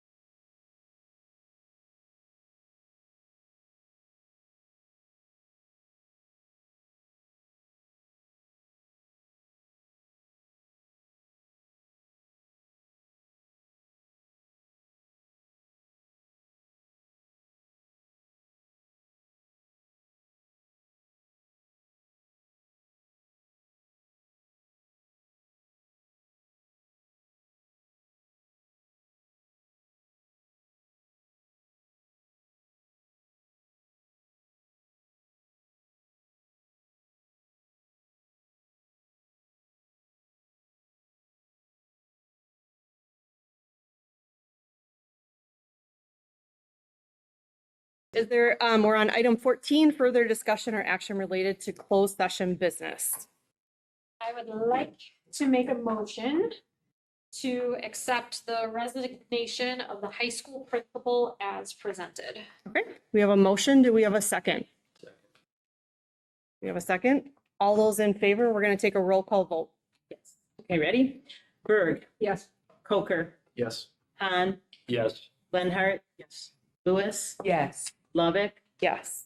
Star, Yes. Taylor, Yes. and we will note Esser is absent. Thank you. That brings us to board debrief of meeting. A lot of stuff going on. So is there anyone that would like to make comments on the board's role in the meeting? Well, I think the board asked pertinent questions. We did, we really delved in and I got a lot from it, the answers. Awesome. I would agree. Yeah. Anything else?